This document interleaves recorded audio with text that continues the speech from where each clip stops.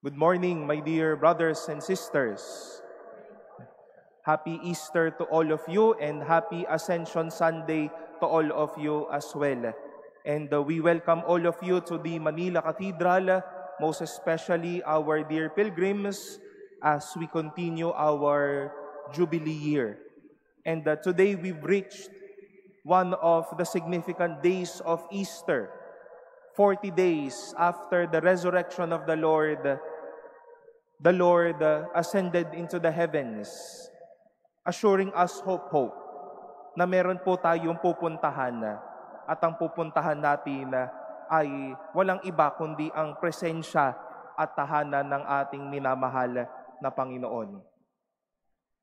We are used to celebrate Ascension Sunday and meditate readings during this day that would bear this imperative or command to go, the command to preach, the command to be on our way.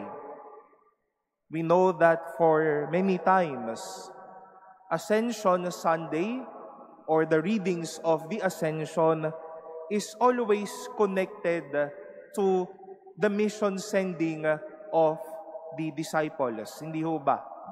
If you wish to check on Matthew, the last chapter of Matthew, we shall read there the great commissioning, so to say, of the apostles.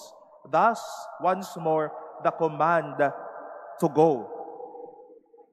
But my dear brothers and sisters, for today, it seems that we less likely hear that command to go.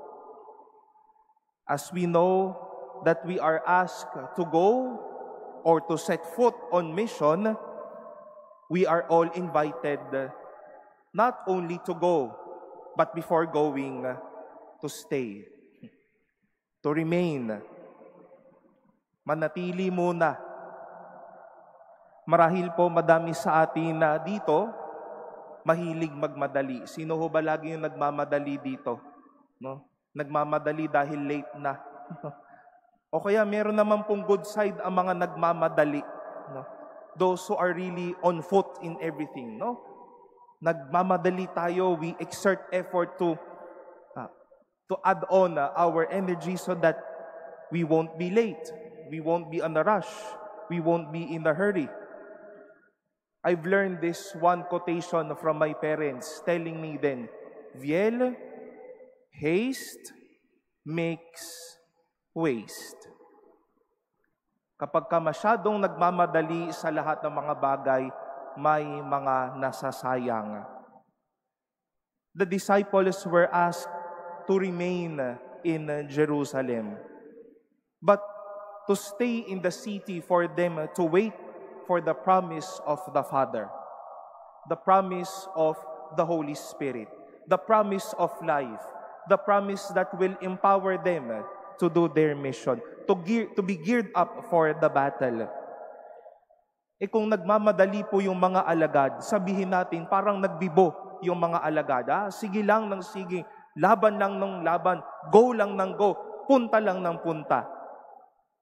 Eh baka po sa kamamadali nila, may nasayang sila o hindi nila nakuha itong pangakong ito ng Panginoon.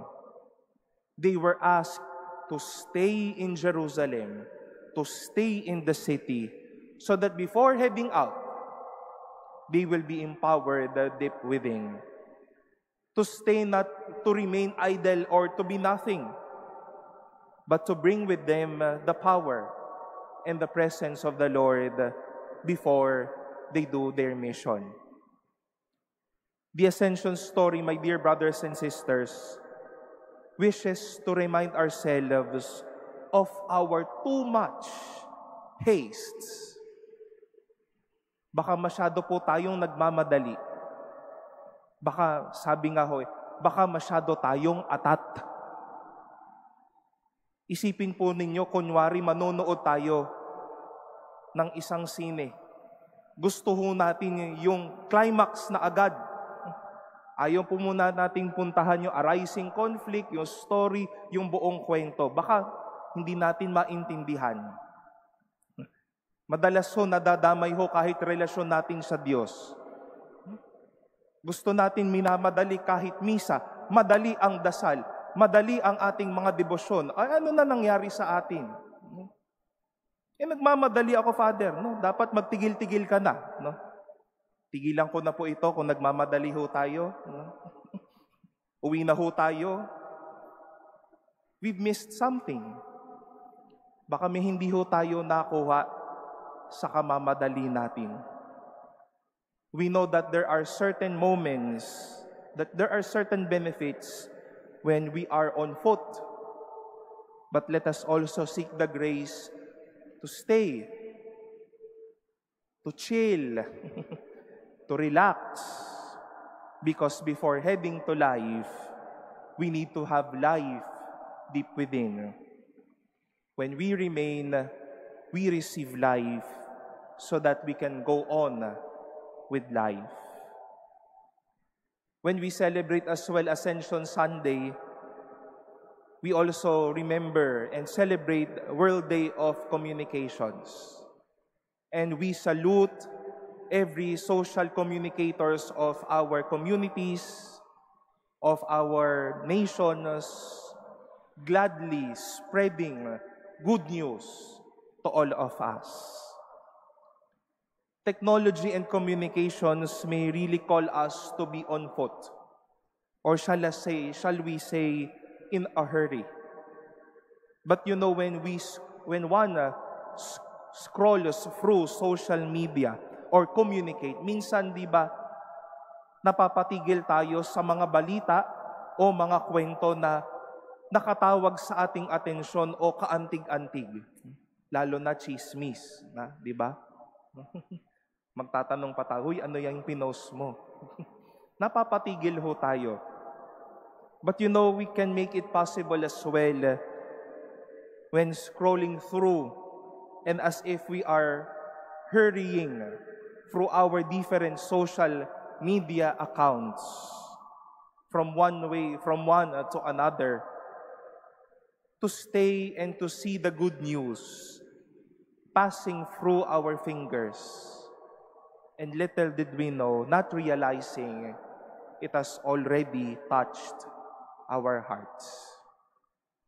My dear brothers and sisters, yes, every Ascension Sunday, Jesus is asking us to go. But before going, He asks us first to stay, to remain. Baka po masyado tayong nagmamadali, baka po masyado tayong atat.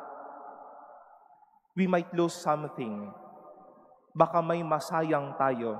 Baka may hindi po tayo makuha.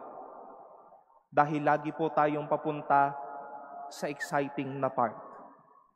Be blessed by the Lord. Have life because of the Lord.